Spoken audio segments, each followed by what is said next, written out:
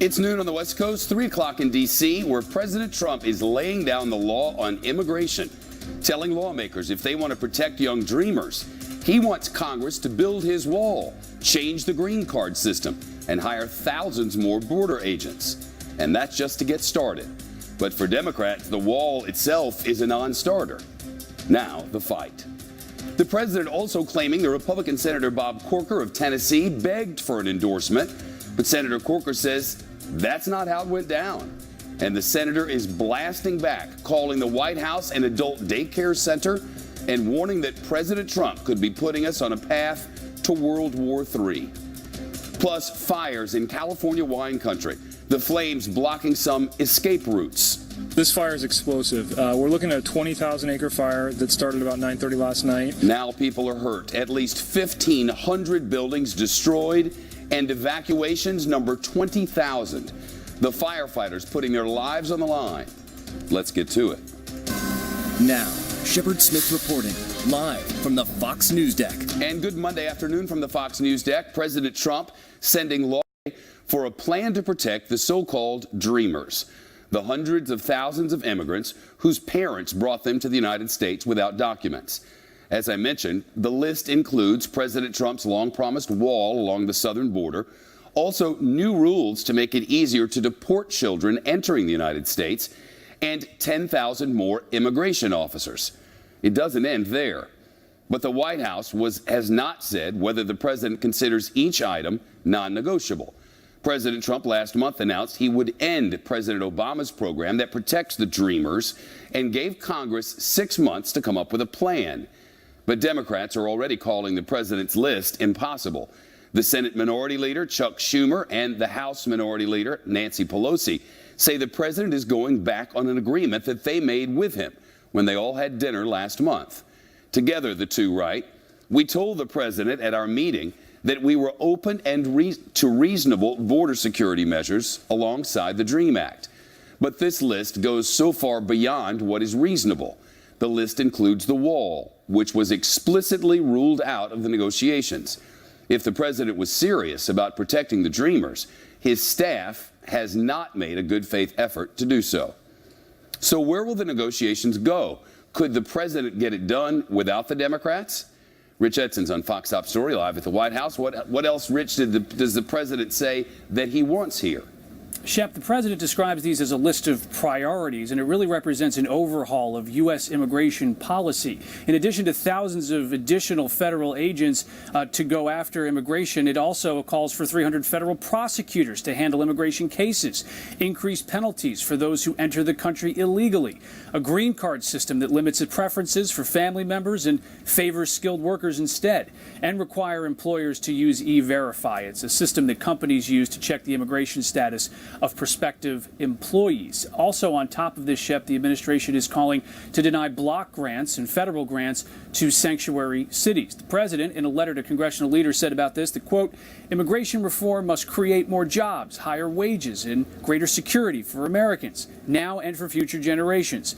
The reforms outlined in the enclosure are necessary to ensure prosperity, opportunity, and safety for every member of our national family." Now, administration official argues that these provisions address the root causes of illegal immigration, and they say should be included in anything that addresses DACA, Shep. But Democrats are firm against it. Can the president do this without Democrats? He's going to need Democrats because there's so much of a congressional element to this. And when you look at what this is, it's unclear right now as to whether this is a list of demands or whether this is a starting point for negotiations. Democrats have roundly rejected what they've seen from the White House. Congressman Joaquin Castro, the Texas Democrat, also the vice chair of the Congressional Hispanic Caucus, writes in a statement, quote, "Congress should reject this warped anti-immigration policy wish list. The White House wants to use Democrats as bargaining chips to achieve the administration's deportation and detention goals. The Trump administration's proposals lack basic humanity. Now, there were some Democrats, or Republicans rather, who were disappointed with the president initially signaling that he was prepared to work with Democrats to extend DACA. Those have applauded these measures that were announced by the White House last evening. But just add this on to the long list of things that Congress wants to do, or the president wants Congress to do. Congress has already failed to overhaul the immigration system this decade, and you can add now immigration reform to health care, to tax reform, and all the other issues we've been talking about. Shep. Rich Edson at the White House, thank you. Now, the very public feud between President Trump and the Republican Senator Bob Corker, who supported the president during the election. Last week, the Tennessee senator said Secretary of State Rex Tillerson and other top administration officials help separate our country from chaos. Yesterday, President Trump took to Twitter to tear into the senator, who recently announced he will not run for re-election. President Trump tweeted, "Senator Bob Corker begged me to endorse him for re-election in Tennessee. I said no, and he dropped out. Said he could not win without my endorsement. He also wanted to be Secretary of State. I said no thanks. He is also largely responsible for the horrendous Iran deal. Hence, I would fully expect Corker to be a negative voice and stand in the way of our great agenda. Didn't have the guts to run." Well, Senator Corker has said that none of that is true. And in response to the president, Senator Corker wrote on Twitter, "It's a shame the White House has become an adult daycare center. Someone obviously missed their shift this morning." Then President Trump doubled down and later tweeted, "Bob Corker gave us the Iran deal, and that's about it. We need health care. We need tax cuts / reform. We need people that can get the job done." For the record, Senator Corker did not support President Obama's nuclear deal with Iran, but he also did not prevent it from coming to the floor for a vote on the Senate. Senator Corker also denied that he begged the president for an endorsement. He said President Trump actually urged him to run again and promised to endorse him. In an interview with the New York Times yesterday, Senator Corker accused the president of treating his office like a reality show and said his reckless actions could put the United States on the path to World War III. This is bigger than a Twitter squabble. Senator Corker said the president hurt U.S. efforts in negotiations with other countries, and without saying the words, suggested that the president of his own political party is not fit for office, and that the majority of his caucus knows what they're dealing with. Corker is the chairman of the Senate Foreign Relations Committee. If he wants to, he can hold hearings to expose the president in whatever way he sees fit. In short, he can become a real enemy of the White House. The question is, will he? And to what end? Our chief congressional correspondent, Mike Emanuel, is live on Capitol Hill. Mike, what about it? Well, Shep, that's what makes a lot of these Republicans uncomfortable, that they'll be asked to take a side in this squabble, and some will call it a distraction.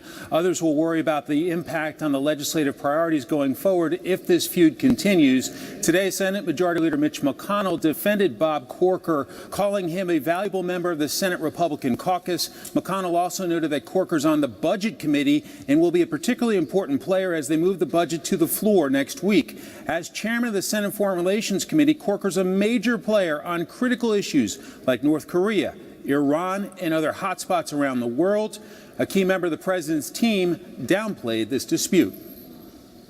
I enjoy working with Senator Corker. I think it's going to be fun to work with him, especially now that he's announced that he's not running for re-election, because I think it sort of unleashes him to do whatever and say whatever he wants to say. But I don't think we're that close to chaos anyway. But an attack through the media, in this case the New York Times by Corker, could be really designed to get under the president's skin. Shep? What are other Republicans saying about this brewing feud? Well, they're noting that it's been a very frustrating time. A lot of Republicans, including the president and a lot of folks here on Capitol Hill, ran on getting big things done, such as getting rid of Obamacare, and they're predicting over time these two will eventually figure out a way to make it happen.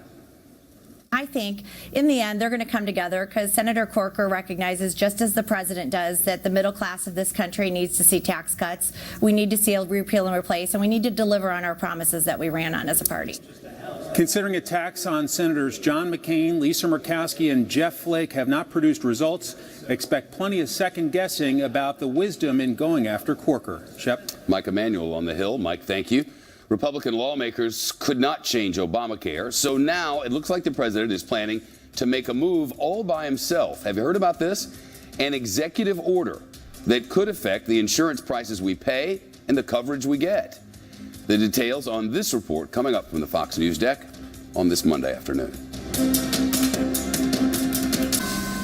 Republicans in Congress could not repeal and replace Obamacare, so now the White House is reportedly putting the finishing touches on an executive order, one that would let some people band together and buy insurance across state lines. The Wall Street Journal, with which this network shares common ownership, first wrote about this story. The Journal reports the order would target Americans who buy their own coverage or get it by working at a small company. And it could give more choices to people who are healthy. But the analysts tell the Wall Street Journal it could also drive up prices for people who are sick.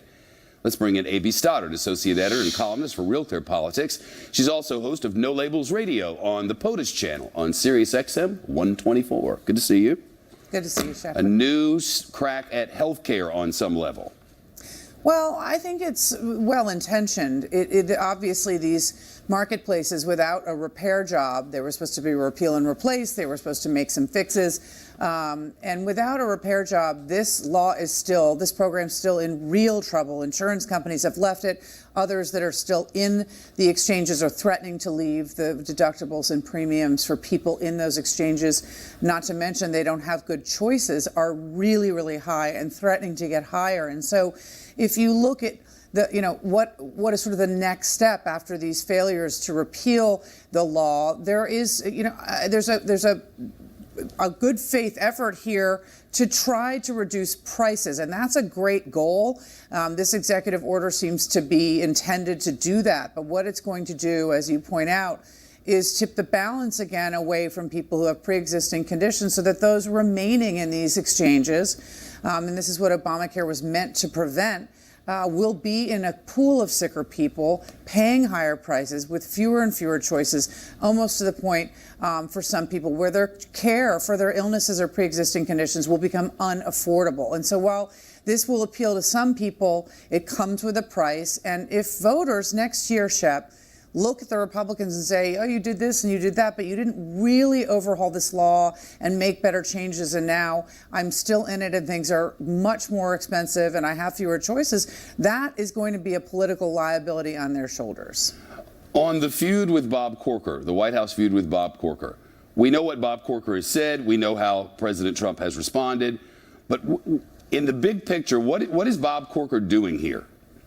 Bob Corker is hoping, as he did when he made comments about 6 weeks ago, saying that the president needs to exhibit more stable and competent leadership, and as he did a few days ago, saying that General Mattis, Secretary Tillis, and General Kelly were keeping the country from chaos, is trying one more time to signal through the media, which he knows is an effective way to talk to Trump, that he needs to rein it in. So he's talking to Trump. He needs to be more disciplined. Yes, he is, and he pretty much admitted that in his interview. But the problem is that President Trump doesn't like to be told that he's being reined in or he should do something a different way, and God forbid he's being babysat. And so this is the way that this kind of talk makes the president feel. And so, someone like Bob Corker, what he's actually done is just open sort of a permanent discussion every time the president does something really erratic or impulsive about whether or not he's fit to hold this office. And he's sort of the first senator to come out and actually broach this subject. It puts pressure on other Republicans to answer questions about whether or not this is an emergency situation, and that's going to be hard for them. He's not the first to say these things. He's the first to say them on the record, as he pointed out in his interviews, and as journalists who have heard these off-the-record things will attest. But what this brings next is very much an open question, because we can look historically, and sometimes when you do things like this, you become Lil Marco, or you become the staunch conservative whose father suddenly was involved in a murder. I mean, this is perilous territory. Right. I don't think Bob Corker cares at this point, Shep. And actually, interestingly enough, people don't really know this unless they've been paying close attention. Bob Corker put in the time to make a relationship with Jared Kushner, the son-in-law, to help him on, his job of solving Middle East peace. He's the chairman of the Foreign Relations Committee. He spent time with Ivanka Trump. He was not a Trump supporter initially, but he really helped come at a significant time in the campaign in the summer of 16 along and sort of endorse Trump and lend him some credibility. And he really did put in time in this relationship once he was president, hoping that it could work and he could sort of guide and advise. And he's definitely, as you can tell, given up. But I don't think he cares how many nicknames get floated around. He's not running for re-election, but he is raising this question about his colleagues, whether or not they can really, stay silent anymore on the president being an impulsive person who doesn't have a strategy for a grave situation like North Korea. And like I said, that will put pressure not only on people in the West Wing around the president, but on his Republican colleagues in Congress who are trying to just go along and get tax reform passed. We'll see what that pressure brings. AB, nice to talk to you. I'll see you on Sirius XM 124, or better yet, hear you there. All right. Looking for answers in the Las Vegas mass murder. The brother of the concert killer reportedly in town now answering questions while investigators go through the murderer's house, searching for clues. And, oh my goodness, Northern California. These are live pictures just coming in from the Vail and Sonoma area, wine country. The fires are burning so much over such a wide area with flames that are so consuming that the smoke is hanging over San Francisco. 1,500 structures destroyed, 20,000 people now evacuating. Like hell on earth in wine country, and we're live there coming up. I'm hoping would help a little bit, and that was the point I said. I was praying that nothing goes off of phone-wise or radios or anything, because we were trying to be as quiet as we can because we didn't want him to know we were out there and start spraying at us.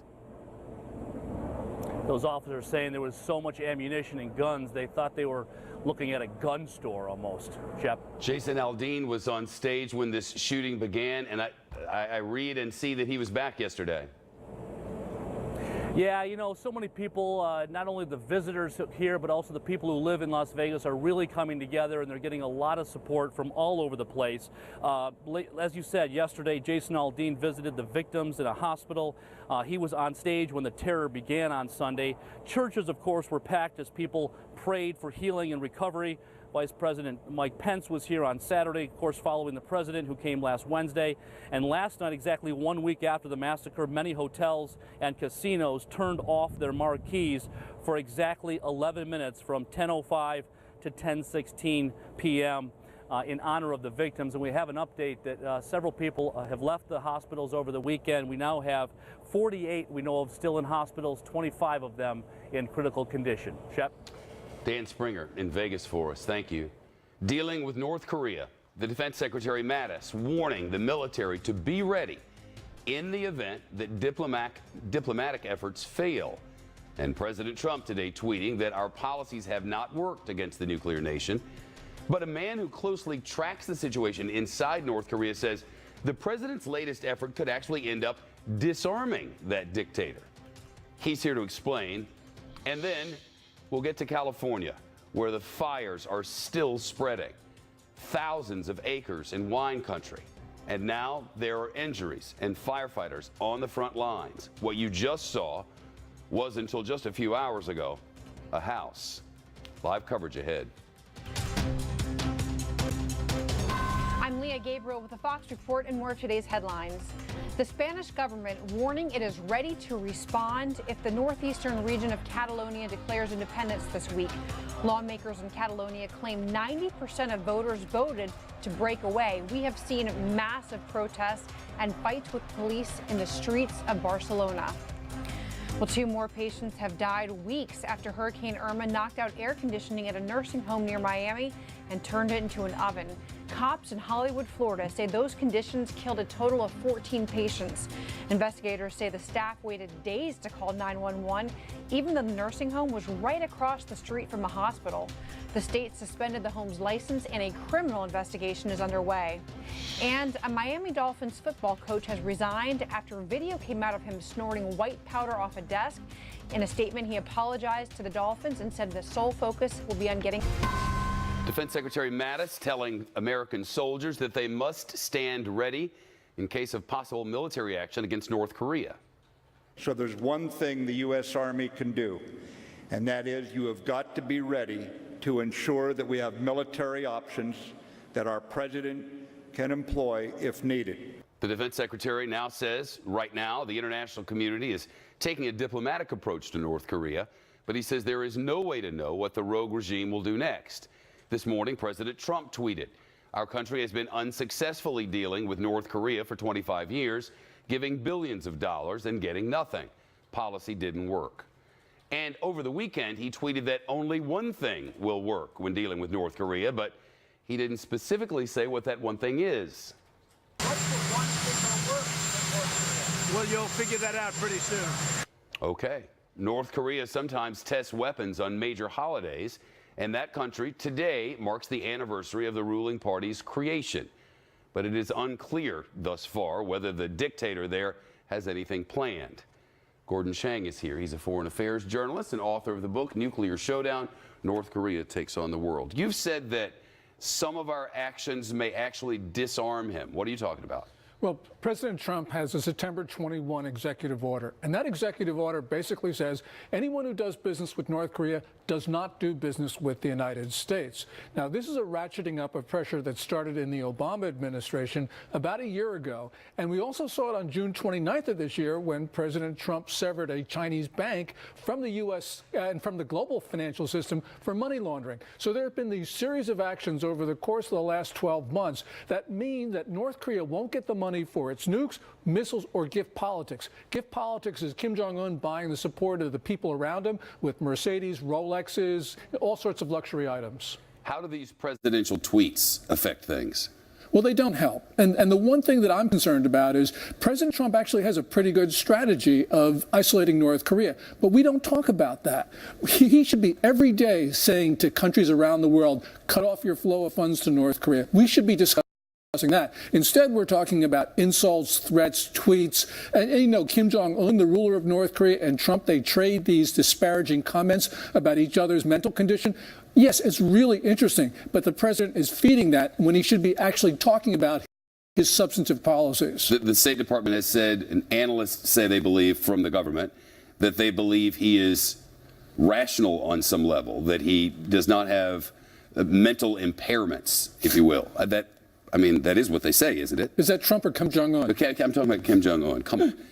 That is what they're saying, and I just don't know how that changes the calculation with how you deal with this. Yeah, he's very rational. It's just he is rational. Oh, I think so. Kim Jong-un. Kim Jong-un, because he's operating on a series of incentives that are very different than the ones we think he should be operating under. When you're the North Korean leader, it's very difficult because you got to balance all the elements in that regime. A lot of them are hostile to outside forces, and that's really been the sort of the mantra of the Kim family since it took over North Korea in 1948, and that is to use violence to upset status quos that they find to be unacceptable. Now they got nukes, they've got missiles, and they can upset the status quo in much more consequential ways than they could before. When Kim Jong-un hears only one thing will work, and it's clear that that one thing is not diplomacy because the president says diplomacy hasn't been working for 25 years.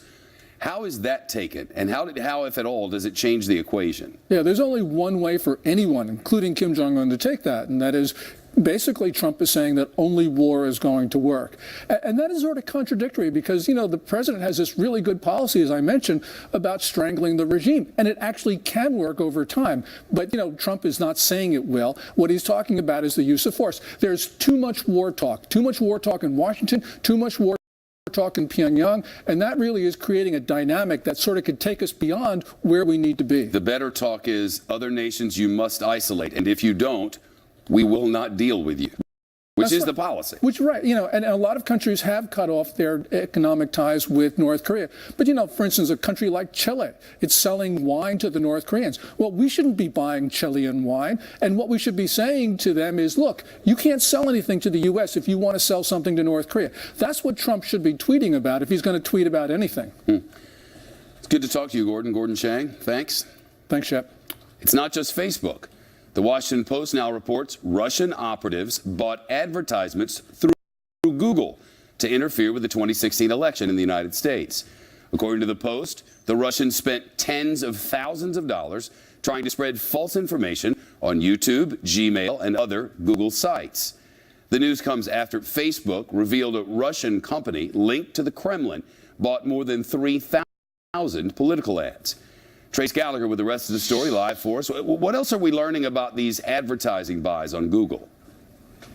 Well, Shep, it appears the Google ad buys are from a different Russian company than the one that bought the ads on Facebook. That is significant because it's a sign the Russian effort to spread misinformation was deeper than we knew. Some of these ads touted Donald Trump and Bernie Sanders. Others had an anti-immigration message. It was just last month that Google downplayed the problem of Russian meddling, but because Congress pressed the tech companies to find out how Russia was using social media to potentially influence the election, Google launched an investigation, and they clearly found the problem to be much more severe. It's unclear what percentage of Google's audience the Russian advertising reached. Facebook said the Russian ads reached about maybe 5% of its audience.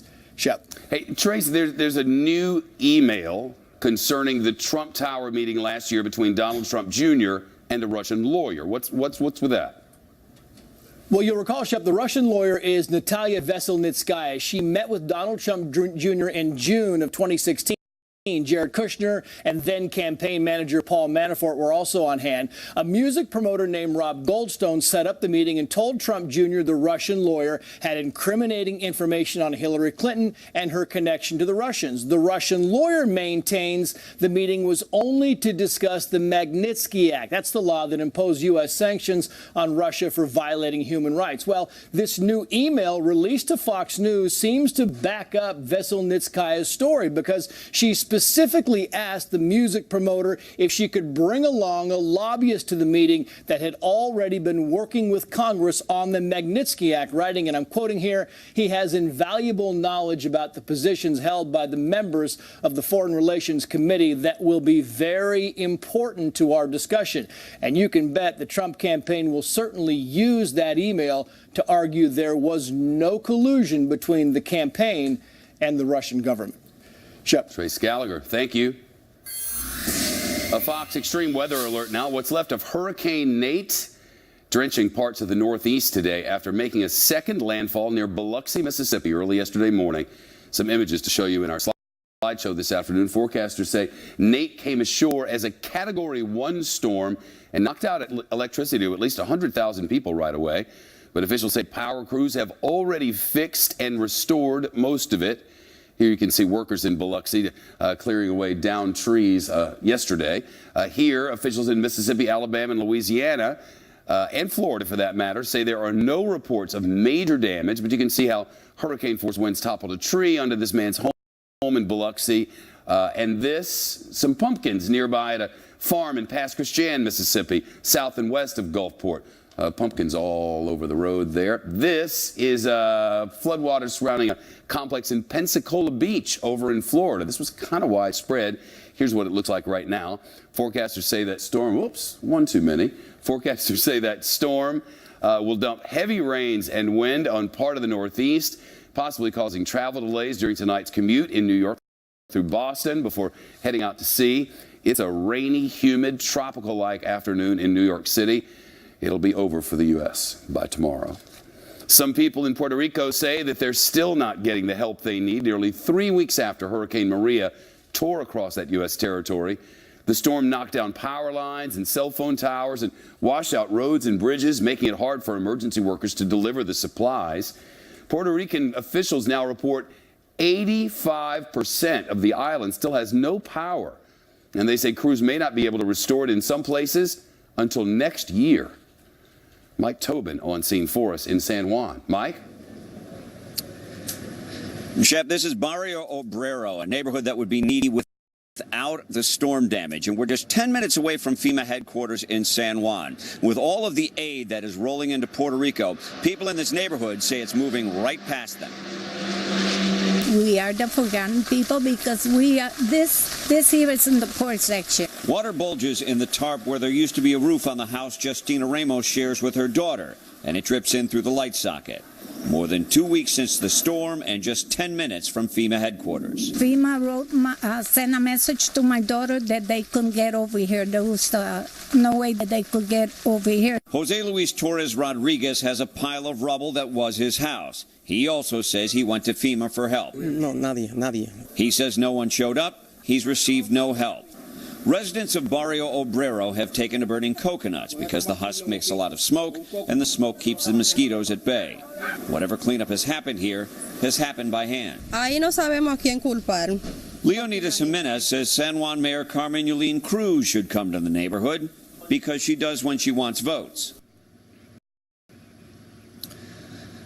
And just a few minutes ago, good news, we saw members of Mercy Corps arriving here in this neighborhood. Now, FEMA's federal coordinating officer says the burden is on the mayors and the leaders of the municipalities to identify neighborhoods like this where there's a lot of need, where they don't have computers, any kind of connectivity, and where people wouldn't necessarily know how to deal with the federal paperwork. They need to get the aid out to these neighborhoods through communication and get the representatives out to these neighborhoods who could process the paperwork. Across the island, you've got more than 300,000 damage claims being processed by FEMA right now. Shep. Mike Tobin in San Juan this afternoon. Thanks. Another crisis unfolding on the U.S. West Coast as families race to beat the flames burning through California wine country. Some 1,500 buildings now confirmed destroyed. Entire hospitals are shut. Patients rush to safety. Tens of thousands being evacuated. We're live in Napa Valley, and we'll take you there next. It looks like Armageddon. That's how one man describes the huge wildfires burning in California's wild country. Officials say the fires have destroyed more than 1,500 homes and businesses and killed at least one person in Napa and Sonoma. More than a dozen fires raging across that region now, forcing thousands to evacuate their homes. 20,000 right now is the total, and hospitals have been evacuated as well. Listen to a woman describe waking up to an inferno outside her house. 11 o'clock, somebody came around honking their horn like just crazy. I was just like, what is going on? Drew my blinds and I just saw flames all up on the hill behind my house. So of course I panicked. I'm still shaking. Went out and they were screaming, fire, fire, fire, get out, get out. Man, imagine. Another woman said trees were on fire like torches as she escaped the flames in a caravan with her neighbors. Claudia Cowan's on scene with us. She's live in Sonoma County. Claudia? And Shepard, this thing really exploded overnight, chewing up hillsides and structures. Take a look. There is nothing left of this dairy that had stood on the main road into wine country for many, many years. It, along with so many other structures, destroyed when a fire that started at about 200 acres last night was wind whipped into many big fires that grew to 50,000 acres in a matter of hours, jumping highways and mountain ridges in populated areas. Veteran firefighters say they haven't seen anything like it since the Oakland Hills firestorm of 1991, when there were the same dangerous conditions, high temperatures, low humidity, and gusts up to 70 miles per hour. Officials say it will take many days to assess the damage. We have areas that we could not get to because trees were down or power poles were down, preventing us from going. And also, there were some areas, this was a rapid fire event, and there were some places that we just couldn't get to. So we haven't found any. We haven't had any reported injuries yet. So we're praying for the best. Currently, 14 major fires are burning in 8 counties in California. There has been one reported fatality at a fire in Mendocino County. That's about 100 miles away. There are casualties here, but we don't yet know the extent. And some residents have been reported as missing, as about 20,000 people remain out of their homes, and this fire continues to burn out of control, Shep. Claudia, evacuations in the middle of the night must have been intense.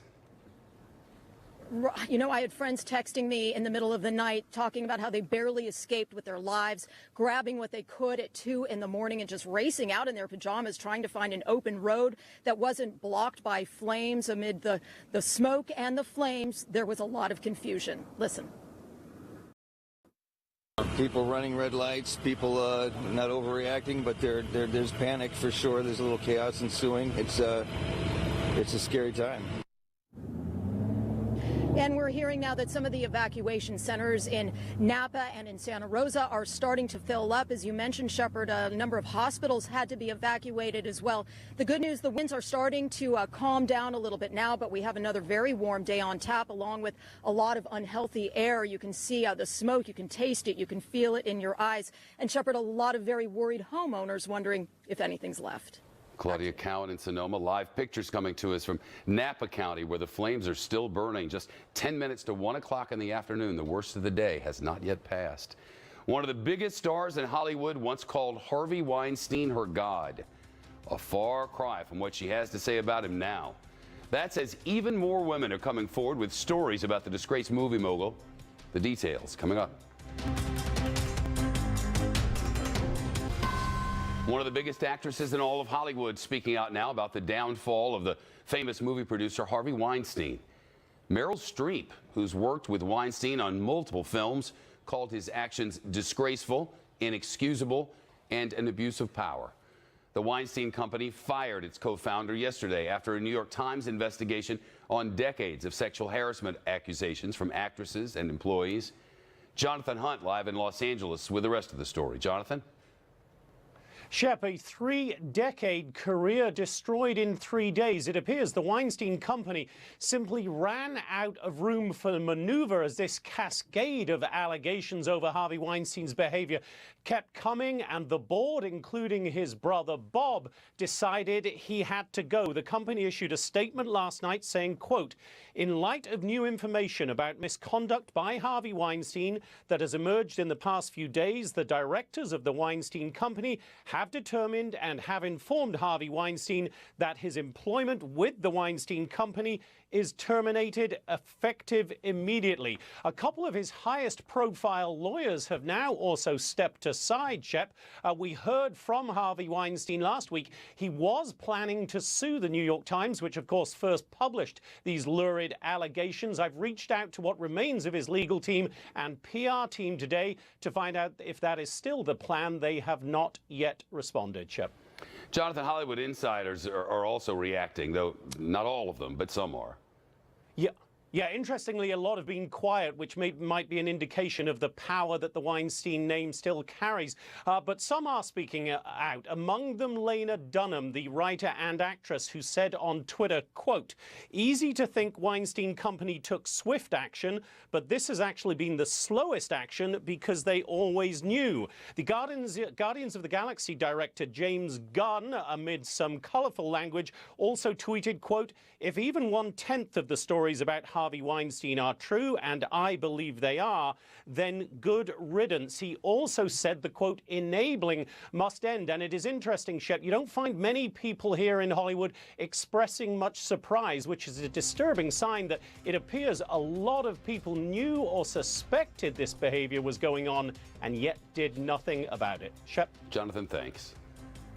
On the California wildfires, the Mendocino County, California sheriff has just reported multiple people have died in fires there. We don't know details, updates to come. Mendocino, of course, north of Napa and Sonoma. The fires have been raging throughout the weekend and throughout the morning in California, fast approaching 1 o'clock in the afternoon, and there, frankly, is no let up. Fire crews are scrambling across Napa and into Sonoma. Plus, up in Mendocino, we've even just gotten word of a new fire in Southern California. The fire danger is high, and on the front lines, they are very busy. And on this day in 1930, Laura Ingalls became the first woman to fly solo across the U.S.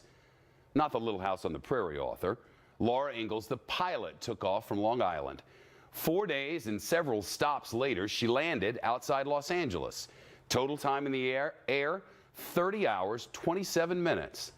Laura Ingalls went on to set other records for women in flight, and in 1934, she earned an award as the most outstanding woman pilot of the year after she first soared into the history books 87 years ago today.